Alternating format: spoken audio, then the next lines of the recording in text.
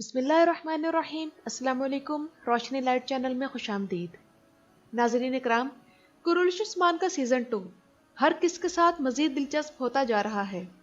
چونکہ یہ ایک تاریخی ڈرامہ ہے، اس لیے اس ڈرامے میں کئی ایسے تاریخی موڑ بھی دکھائے جائیں گے جو ہمیں برے لگیں گے۔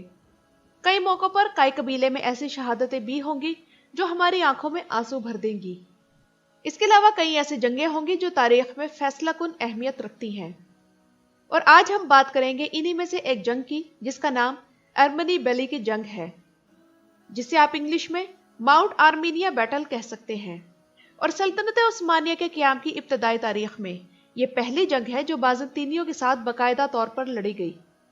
اس کے علاوہ یہ عثمان غازی کی باقاعدہ پہلی لڑائی تھی جو کسی سلطنت کے خلاف لڑی گئی۔ اس جنگ کا زمانہ 1284 بتایا جاتا ہے، اور اس جنگ کے حالات بازنطینی قلعہداروں کی طرف سے پیدا کیے گئے، جنہیں آپ تکفور بھی کہہ سکتے ہیں، کیونکہ عثمان غازی کو بازنطینی سلطنت کے ساتھ جنگوں میں گھسیٹنے کے ذمہ دار یہی بازنطینی قلعہدار تھے، جن میں سر فہرست آیا نکولا تھا، جس نے اس علاقے میں عثمان غازی کے بڑھتے اثر و رسوخ کی وجہ سے ان کے خلاف سازشوں کا بازار گرم کیا اور دشمنی کی ابتدا کی۔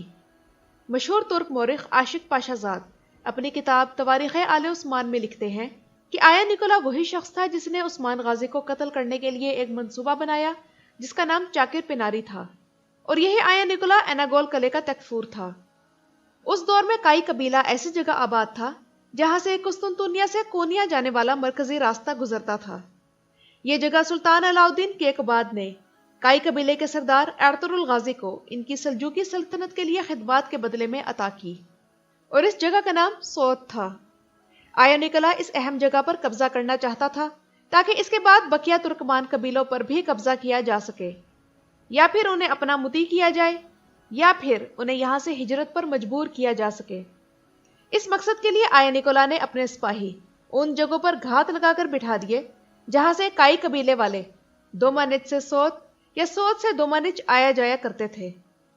سوت اس وقت اس لحاظ سے بھی اہم تھا کہ یہ بلندی پر واقع تھا اور یہاں سے دشمن کا مقابلہ کرنا آسان تھا۔ عثمان غازی کی عمارت، علاقہ یا جاگیر آپ جو بھی کہہ لیں، بڑی اہم جگہ پر واقع تھی۔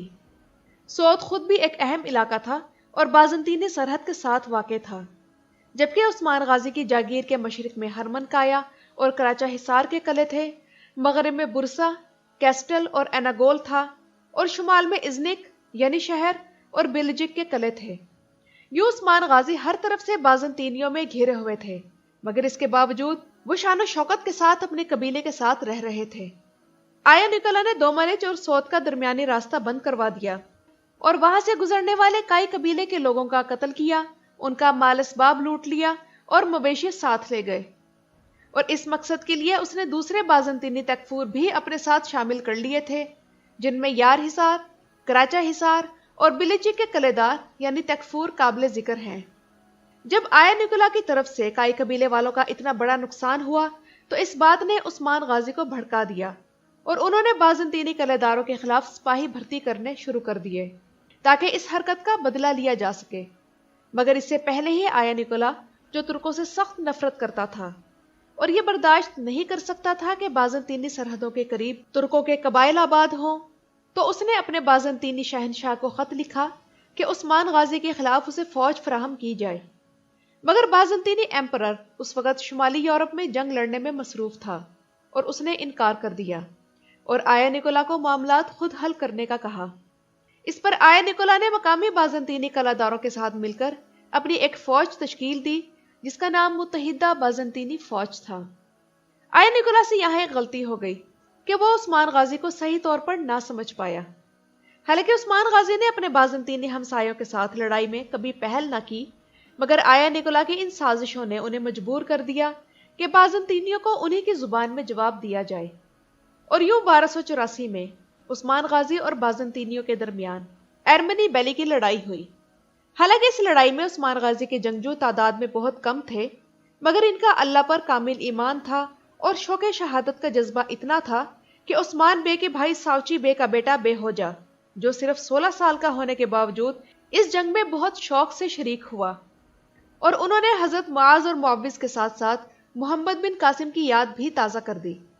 جنگ کا آغاز ایسے ہوا کہ عثمان غازی نے ایناگول قلعے پر حملہ کرنے کی تیاری کی، اور ایک رات جب وہ دھاوا بولنے جا رہے تھے تو آیا نکولا کو اس حملے کی مخبری ہو گئی۔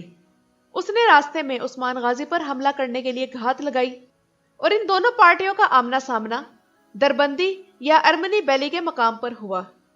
عثمان غازی کے جنگجوؤں کی تعداد 120 یا 70 تھی، جو کہ دشمن کے مقابلے میں بہت کم تعداد تھی۔ لڑائی شروع ہوئی اور اس جنگ میں آیا نکولا کی بھرپور کوشش تھی کہ عثمان غازی کو شہید کر دیا جائے تاکہ سارے مسئلے کا خاتمہ ہی ہو جائے۔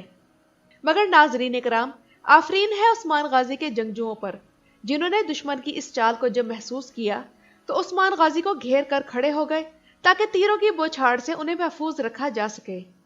اس سے یہ ہوا کہ عثمان غازی تو بچ گئے، مگر اپنے چچا کو ان تیروں سے بچاتے ہوئے ساوچی بے کا بڑا بیٹا بے ہوجا شہید ہو گیا، اور یہ 16 سال کا بچہ عثمان غازی سے بڑی ضد کر کے اس جنگ میں شامل ہوا تھا۔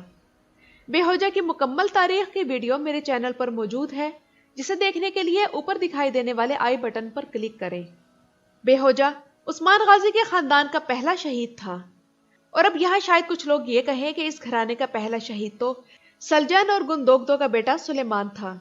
تو ناظرین کرام، یہاں میں آپ لوگوں کی یہ کنفیوژن دور کر دوں کہ تاریخ میں گندوگدو کی صرف یہی تفصیل موجود ہے کہ انہوں نے ارطغرل غازی سے راستہ الگ کر کے کائی قبیلے کے ایک حصے کے ساتھ مشرق کی طرف ہجرت کی، جبکہ ارطغرل غازی نے مغرب کا رخ کیا۔